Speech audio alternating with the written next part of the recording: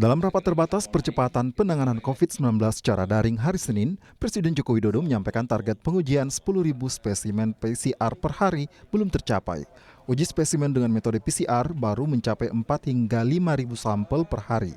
Uji PCR yang hampir memenuhi target sejauh ini baru terjadi 8 Mei yang lalu dengan spesimen sebanyak 9.600 sampel.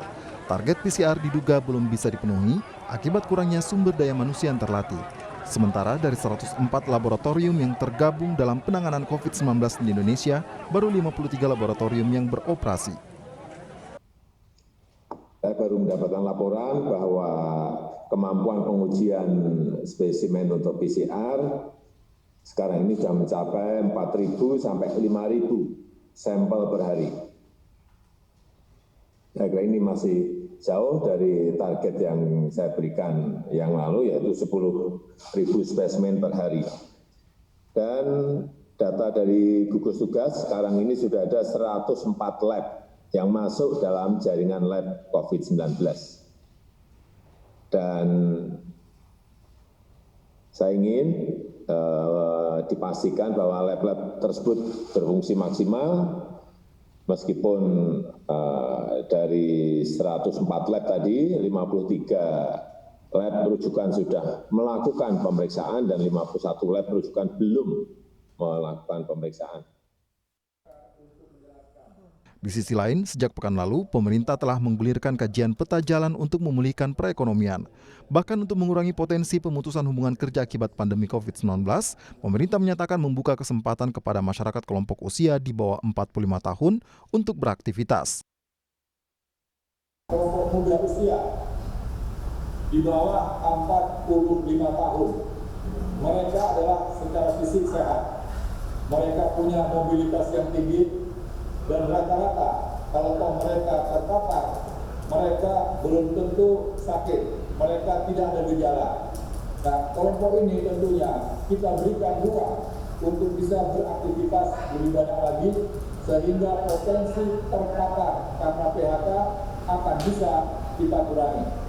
Saat ini seluruh bangsa-bangsa di dunia telah berupaya keras bagaimana menjaga keseimbangan, tidak ada masyarakat yang terpapar virus, tetapi juga tidak ada yang terpapar karena PHK. Namun demikian, pelanggaran aturan pembatasan sosial berskala besar tercatat masih saja terjadi dari hari ke hari. Baik pelanggaran larangan mudik, pelanggaran operasi perusahaan yang bukan dikecualikan di ibu kota, maupun pelanggaran protokol kesehatan yang lain. Pelonggaran PSBB dalam rangka pemulihan ekonomi selama pandemi virus corona menimbulkan pertanyaan. Puncak pandemi masih sulit ditentukan, sementara kurva pandemi COVID-19 di Indonesia masih belum menampilkan gambaran sesuai standar ilmu epidemiologi. Pemerintah diminta tidak terburu-buru menilai bahwa wabah corona melandai. Jadi, kita jangan terburu-buru mengatakan kasus melandai. Kita semua berharap begitu, tetapi jangan sampai tidak didukung data yang baik. Laju infeksi harian kita tidak sesuai dengan kasus real, ada keterlambatan. Kata peneliti biostatistik Eijkman Oxford Clinical Research Unit Iqbal Elyasar, seperti yang kami kutip dari koran Kompas hari Senin 11 Mei 2020. Wacana maupun rencana pelonggaran PSBB sebaiknya dikaji mendalam dan dilakukan hati-hati. Pelonggaran demi pemulihan ekonomi perlu dicermati melalui sajian data tes cepat dan pelacakan masif virus corona. Apalagi pertumbuhan klaster-klaster sebaran baru COVID-19 dilaporkan terjadi di sejumlah daerah di luar ibu kota. Tim Liputan, Kompas TV. Ya, saudara, sudah saatnya kah PSBB dilonggarkan? Dan bagaimana sebenarnya kita bisa mendapatkan kurva pandemi COVID-19 yang benar-benar real dan bisa menjadi pegangan oleh para peneliti maupun penentu kebijakan di Indonesia? Sudah bergabung bersama kami melalui online atau daring dari Manchester, Inggris, dosen senior di University of Derby sekaligus pengurus Ikatan Ahli Kesehatan Masyarakat Indonesia, Mas Dono Widiatmoko. Selamat pagi, Mas Dono, atau tengah malam di sana ya, masih pagi buta di sana. Terima kasih Mas Dono sudah bergabung bersama kami. Selamat pagi Mas Timothy. Mas Dono, saya mau sedikit membahas apa yang menjadi headline dari harian Kompas kemarin yang mengangkat bagaimana kita ini masih kesulitan untuk mengetahui kurva penyebaran COVID di Indonesia ini sudah sampai di titik mana.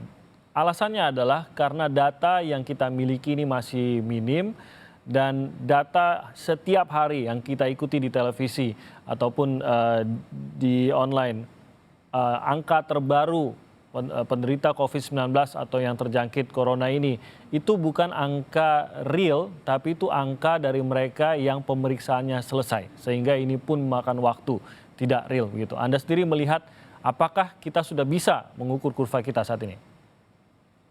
Betul sekali Mas Timothy. Bahwa angka yang dilaporkan itu, yang dapat di website BNPB dan Kementerian Kesehatan, itu adalah angka yang positif, dilaporkan positif dari tes PCR-nya. Datanya pasti ada lag-nya, yaitu dari reporting lag dan juga testing lag. Maksudnya ada jeda waktu antara tes dengan ini. Tapi itu juga belum menggambarkan situasi sebenarnya yang terjadi di masyarakat. Karena kita tahu jumlah keterbatasan alat dan distribusi alat kita di seluruh Indonesia masih sangat terbatas. Presiden kemarin sudah mengakui bahwa dari target 10.000 tes per hari yang ditargetkan pemerintah baru berada sekitar 5.000-an. Dari situ saja sudah tergambar masih betapa rendahnya kemampuan kita untuk melakukan tes PCR. Tapi di luar itu saja, semua kan juga tergantung dari ketersediaan alat. Jadi seakan-akan kalau kita mau mengambil air, saya permisalkan kalau kita ngambil air, itu kalau saat ini kita cuma bisa melihat dengan satu jari saja, mengangkat air dari dalam, menyerap air begitu ya, dengan satu jari saja. Padahal harusnya kita dengan dua tangan ini, dua tangan menyerap semua jenis, semua penyakit dengan semua jari tangan, tapi sekarang kita cuma menggunakan dengan satu jari saja. Jadi kelihatan yang muncul itu cuma satu jari saja, gitu kira-kira Mas. Oke, jadi sebenarnya kalau untuk mendapatkan data yang valid begitu, karena khawatirnya adalah kita tidak mengetahui betul klaster sebenarnya itu ada di mana, penyebaran yang menular yang besar itu di mana dan lain-lain, karena tidak ada data yang tersedia. Seharusnya apakah sebenarnya target presiden saja 10.000 itu apakah termasuk target yang minim kah untuk mendapatkan data yang real? Ya, sebagai orang yang bergerak dalam bidang kesehatan masyarakat, kita harus menggunakan data apapun yang kita punya, Mas. Jadi, ya memang kita dorong pemerintah untuk mengeluarkan kemampuan seluruh tenaga untuk melakukan tes PCR. Tapi kita harus menggunakan data sesuai dengan ada yang kita punya, mau gimana lagi. Saya mau angkat data yang lebih detail diangkat oleh teman-teman di kawal COVID. Saya nggak tahu Mas Timothy dan teman-teman pernah dengar nggak. Tapi ini sebuah gerakan yang luar biasa, yaitu mereka menggunakan data-data yang ada sebetulnya, tetapi merangkumnya menjadi sebuah portal yang sangat baik. Dan misalkan saya lihat saat ini, silakan teman-teman yang lihat ini website kawalcovid19.id, saya bisa lihat misalkan kematian di angka-angka di Jawa, DKI, Jawa Barat dan sebagainya, yang berapa yang sembuh, berapa yang meninggal, dan rasio kematiannya. Saya bisa lihat di sini. Ternyata Banten, angka kematiannya, Banten dan Jawa Timur, angka kematiannya lebih tinggi dibandingkan dengan DKI, Jawa Barat, dan sebagainya. Sementara di Nusa Tenggara Barat, Bali, dan sebagainya, angka kematiannya, bukan angka Mas ya, proporsi kematiannya, rasio kematiannya dari orang yang meninggal dibandingkan dengan kasus, ternyata di Asia Timur lebih kecil. Saya, sebagai orang yang berkecimpung dalam epidemiologi, ini curiga nih, ada apa sebelah itu. Jadi, we are still learning every day, Mas, tentang hal ini. Kita nggak tahu, ya. Tapi mudah-mudahan kami di Ikatan Ahli Kesehatan Masyarakat Indonesia telah melakukan penelitian bersama ahli-ahli yang lain dari seluruh dunia, Mas. Saya bangga sekali dengan bukan hanya saya, teman-teman ada di Australia, ada di New Zealand, ada di Jepang, dan ada di Swedia, di Gothenburg, dan juga di United Arab Emirates, di Abu Dhabi. Semuanya kita saling berpikir, Mas, untuk membantu memberikan solusi buat pemerintah.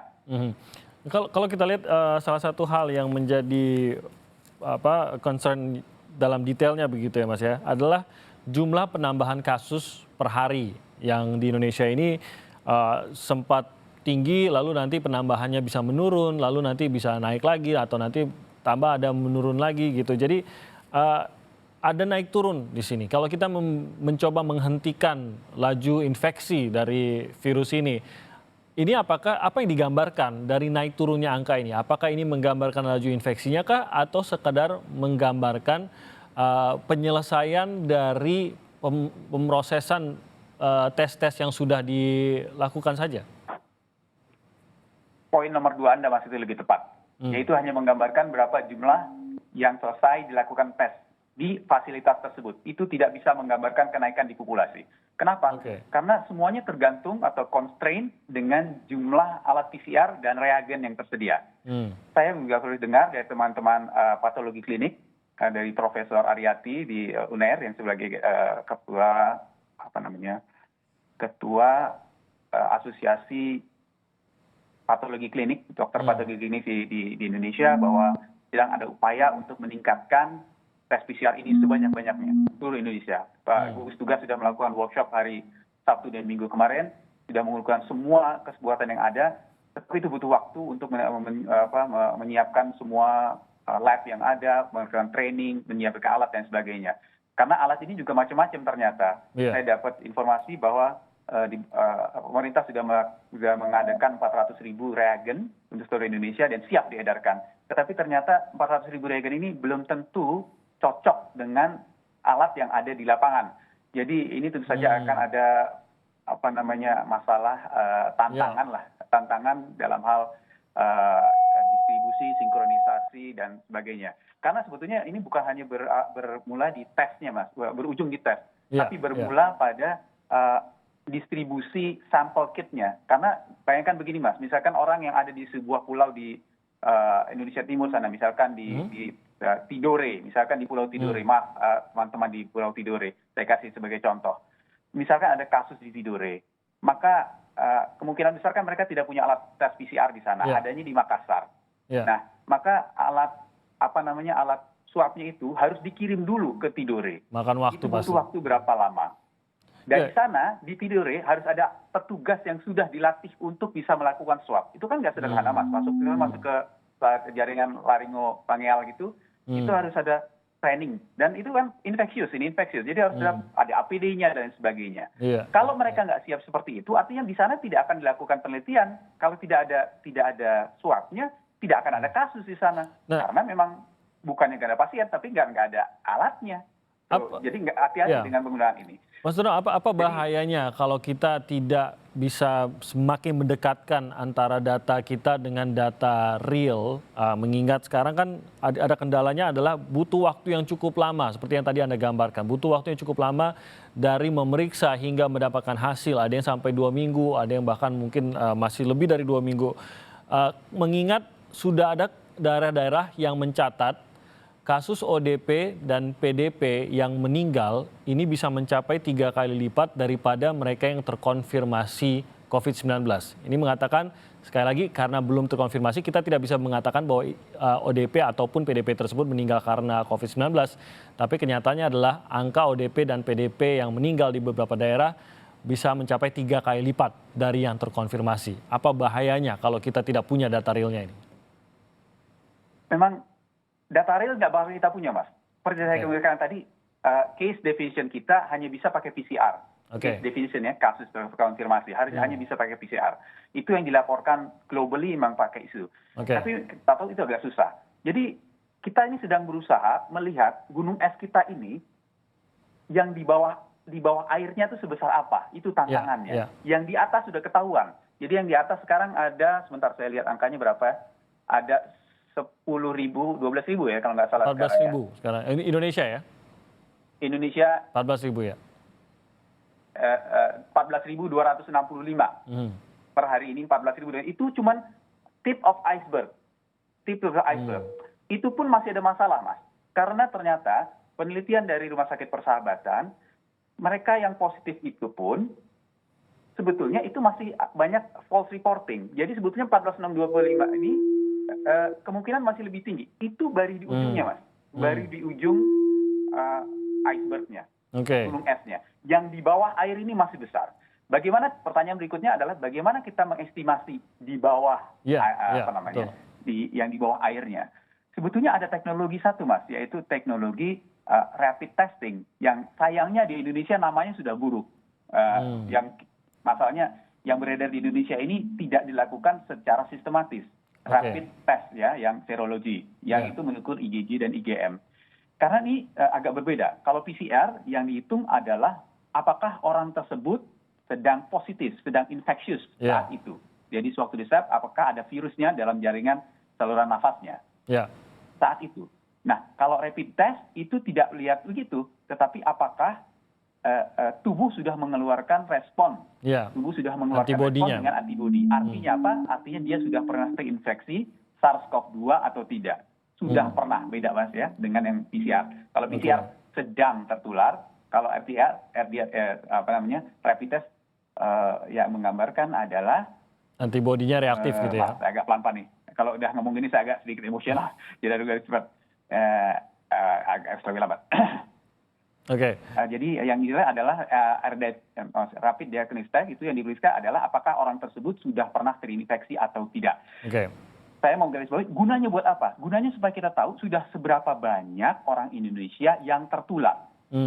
Dan ini saya hubungkan dengan kebijakan tadi. Sebenarnya saya ikutin laporan yang ada di Kompas TV tentang ada si izin surat izin bebas virus. Surat tugas itu ya? Saya nganggap itu, mohon maaf, sampah itu, jangan dilakukan. Surat izin itu sampah. Kenapa? Karena surat itu dikeluarkannya kapan? Virus itu datang dan pergi ya. Maksud saya, kalau saya dapat surat itu sekarang bersih, kemudian besok saya ketularan, itu kan malah jadi bahaya. Tidak berlaku. Mau berlaku berapa lama gitu surat tugas itu bahkan ya? Betul. Itu tidak current. Mas Dono, kita jeda sebentar nanti karena kita sudah mencapai ke sana, saya juga ingin tahu bagaimana kajian Anda ataupun pendapat Anda mengenai sudah mulai agak dilonggarkannya seperti tadi. Dengan menggunakan surat tugas, maka sudah bisa menggunakan kendaraan umum. Bahkan sudah bisa terbang dari lokasi-lokasi yang mungkin termasuk zona merah juga. Hanya dengan membawa alasan seperti surat tugas atau surat kesehatan dan lain-lain. Kita akan bahas usai jeda berikut ini.